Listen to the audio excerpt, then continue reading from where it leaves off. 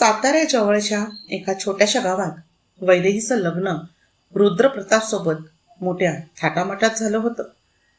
दोघांनी एकमेकांना फक्त एकदाच पाहिलं होतं, पण लग्नानंतर प्रेमाने संसार करण्याचं स्वप्न दोघांनीही मनात रंगवलं होतं. पहिल्या रात्री वैदेही लाजत खोलीत आली. रुद्र तिच्या समोर बसला. वैदेही, मी तुला एक गोष्ट सांगू का? हो. उद्या मला 4 दिवसांसाठी शहरात जावं लागेल. बाबांचं खूप मोठं काम आहे. मी परत आलो की आपण नव्याने संसार सुरू करू. वैदेही हसून म्हणाली, मी वाट पाहीन. दुसऱ्या दिवशी सकाळी रुद्र निघून गेला.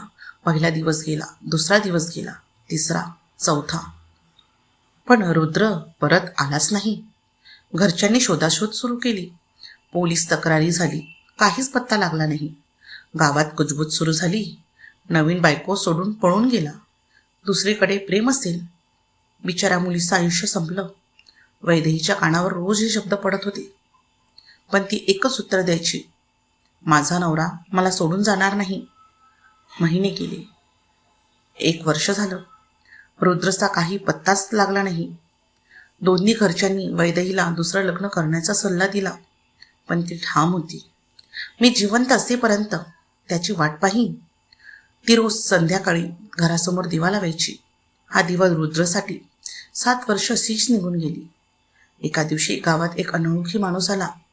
दाढी वाढलेली, फाटके कपडे, डोळ्यात दुःख. तो रोज दुरून वैदेहीला पाहायचा. मुक्ता काकूंनी विचारलं, कोण रे तू? तो फक्त हसला आणि निघून गेला. काही दिवसांनी त्या माणसाला रस्त्यात हृदयविकाराचा झटका आला. लोकांनी त्याला शहरातील हॉस्पिटलमध्ये दाखल केलं. शुद्धीवर येताच त्याने डॉक्टरांच्या हातात एक लिफाफा दिला. कृपा करून हे वैदेहीवर पर्यंत पोचवा. तेवढं बोलून तो बेशुद्ध झाला. डॉक्टरांनी वैदेहीला बोलवलं. तिने लिफाफा उघडला. आत एक पत्र होतं.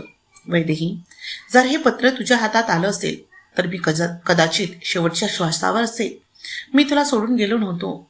लग्नाच्या 4थ्या दिवशी माझ्या गाडीचा भीषण अपघात झाला. माझी स्मृती पूर्णपणे गेली होती. मला माझं नावही आठवत नव्हतं. 7 वर्षांनी एकही दिवशी अचानक सगळं आठवलं. मी धावत गावात आलो, पण तेव्हा पाहिलं माझ्यामुळे तुला समाजाने किती त्रास दिला आहे. मला वाटलं मी परत आलो तर पुन्हा तुझ्यावर संकट येतील, म्हणूनच मी दुरून तुला पाहत राहिलो. माझं प्रेम खरं होतं, पण नशीब खोटं निघालं. तुझा रुद्र. पत्र वाचताच वैदेहीच्या हातातून ते खाली पडलं. ती धावत ICU मध्ये गेली. समोर बेडवर पडलेला तोच अनोळखी माणूस, तोच रुद्र होता. रुद्रने हळूहळू डोळे उघडले. वैदेही, आलीस? वैदेहीने त्याचा हात धरून रडू लागली. रुद्र अशक्त आवाजात म्हणाला, तुझ्या डोळ्यातलं दुःख पाहण्याची हिंमत नव्हती. दोघांच्या डोळ्यातून अश्रू वाहत होते. रुद्र पुन्हा म्हणाला, मला माफ करशील? वैदेही त्याच्या कपाळावर हात ठेवून म्हणाली, नवऱ्याला माफ करत नाही, त्याच्यावर शेवटच्या श्वासापर्यंत प्रेम करतात. हे शब्द ऐकताच रुद्रच्या चेहऱ्यावर हलकंसं हसू उमटलं आणि पुढच्या क्षणी त्याचा हात तिच्या हातातून निसटला. मशीनचा आवाज सतत वाजू लागला. डॉक्टरांनी शांतपणे पांढरी चादर त्याच्या चेहऱ्यावर ओढली. वैदेही निशब्द झाली. 4 दिवसांचा संसार, 7 वर्षाची प्रतीक्षा आणि शेवटी कायमची ताटातूट. रुद्रच्या अंत्यसंस्कारानंतर वैदेहीने त्याच्या आठवणीत गावात एक छोटंसं वाचनालय सुरू केलं.